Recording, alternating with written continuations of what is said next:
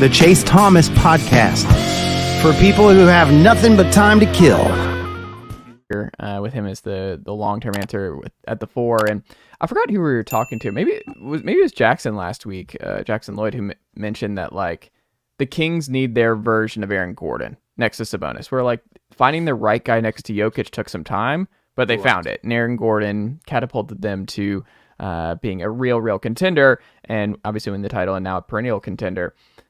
Who is that? And can they use Harrison Barnes to facilitate that guy to find the right match at the 4 next to Sabonis, who's just he's still a great player, still an all-star player, but I just think it's really hard to find another Aaron Gordon in this league to make this a seamless fit and to cover up a lot of not the huge weaknesses, because Sabonis is still a great player, but the things that the natural limitations of Sabonis at this point in his NBA career.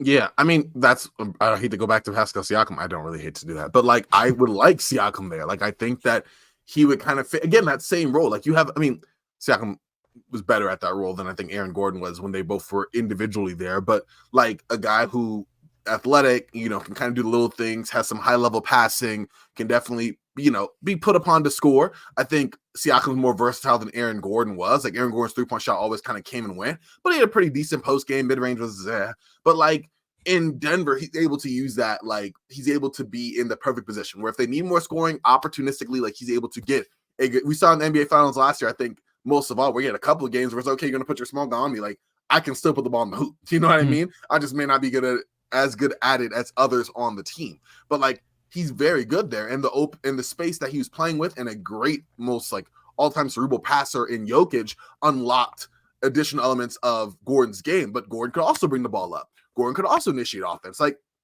he was kind of in that quasi, initiator role in Orlando for years before, coming to Denver. And he was, yes, miscast in that role, but in spurts, solid. And I think Siakam is like that on a better level. I think they're both iffy on the 3-point shot. Like, both are just not really consistently good there, but like individually scoring, rebounding, facilitating, like Pascal does all of that, and you're in a position where you have the spacing around you and the constant motion that you can get the ball and go in transition, that you're able to capitalize on the defense having to fan out to stop your array of shooters around you, and similar high-low passing with Domantas Sabonis, similar interior, I don't know, I'm not even sure the word I'm trying to say, magic, there we go, magic, there it came, like, I think that would be that's a fit I would like. If only because the Kings are fun, like, but I really think defensively that 4 spot is interesting. And mind you, Keegan Murray is there, but you could play him at a 3, I feel. And if you have a lineup where you have,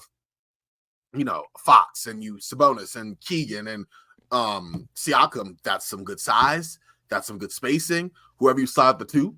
At that point, the question I think is more, what package do you send back to Toronto that makes Toronto go, okay, like, we like this, because you're not getting Keegan Murray, right? That's just not what Toronto's going to get.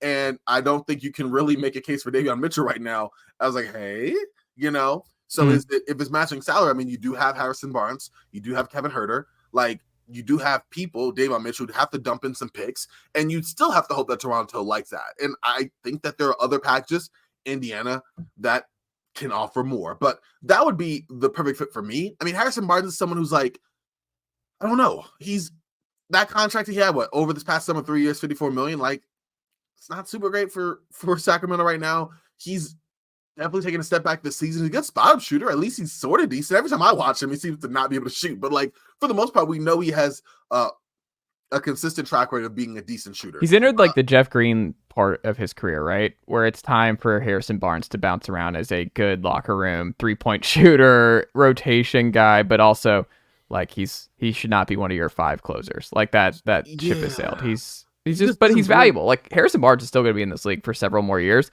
I just don't think he can be that guy if the Kings are looking to get to that next level. I think it's just he's now miscast in his role. And with Keegan coming on and getting better, Huerter, we'll see what happens there. There's just weird rotation stuff where Davion Mitchell is like in and out. Like, I don't know what Mike Brown.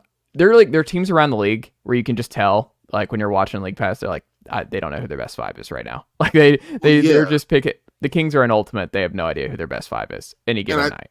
And it's true. Golden State's giving them a run for their money. Oh my God. Actually, Well, speaking of you're Golden right. State, Kuminga's Yeah. actually would make a lot of sense in Sacramento. Like that would be a high and interesting flyer. Give him a lot of opportunity. You reunite Barnes back in Golden State. I don't hate Kuminga being given a runway to play next to somebody like Sabonis long term. I just don't think the Warriors ownership has any desire Yeah. to let him go. Like they seem super high on him. Someone I would, throw out there as I think a solid plan B to Siakam, and especially if the assets you're giving up are Barnes and Herter. It'd probably be Herter, right? I think Herter's going to have to be part of this package. Yeah. If that's the type of package, I think someone who might be more attainable, might be Jeremy Grant. Huh. Interesting. And he just became trade eligible Jan 15th after inking that extension. If you look at the way the cap projects, it's really not that bad a contract. And you get this wing defender that you need, has really improved his individual scoring ability, can clearly be a third guy behind Fox and Sabonis, and can probably settle in nicely in that 3-4 spot next to Keegan Murray. And I think, again, as a guy who can knock down the 3 ball, defend the opposing team's best wing, like I think that's a nice fit, and probably more realistic for that type of package. I hadn't considered him, but I don't hate that. And I mean, a fun game to play with your friends. I don't know if y'all can do this, but who's on the Blazers is a fun thing right now, because some of those you'll see and you're like, I have no idea who this is. I like to believe who he played for. Yes, it's just the Blazers. And then after the trade deadline, it's only going to get worse. The Blazers are they're not real. The Portland Trail, but there's a Ryan Rupert right now, a Justin Minaya, Jabari Walker, a Kamara. There's just some guys that were like, I believe you, I guess. Like that sounds right.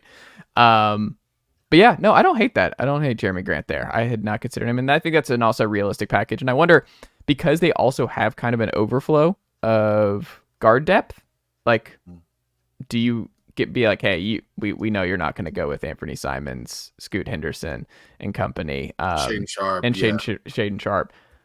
Can we have Anthony Simons in this type of deal? Like, I know you like it, but like, can we also get him? And then you're really cooking. I mean, you'd have to give it some picks and stuff, but it's like the Kings are at a point where you need to be in the playoffs every year and be working to get better. You finally broke the playoff streak.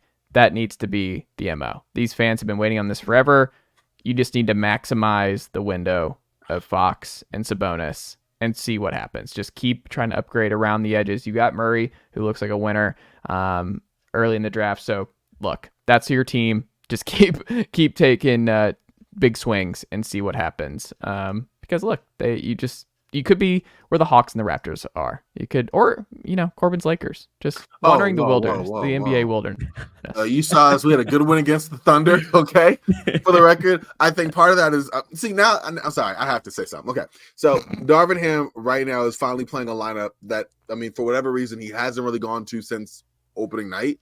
That I think is better. For the record, I think the Lakers are at this point in time, like, I feel like the West is wide open. Like, the Lakers, I think, can play against any team with the exception of the Denver Nuggets. Like, I just don't. They're just not a good matchup for them on just various levels. But aside from that, it's like just not messing around. Like, you had a lineup with 0 shooting and LeBron and AD, and you tried that out, and then you had, you're playing Jared Vanderbilt and Cam Reddish heavy minutes as like your wing shooters, and they don't shoot. Like, it's just a lot going on there. Listen, I think the Lakers are going to figure it out. I think my one concern is that they go making drastic moves at the deadline, which I don't think that they seem to be going to do, but you never know. Because this lineup, I think, just needs some continuity and some. Go. Nicely done, nephew. The Chase Thomas podcast. Hell yeah.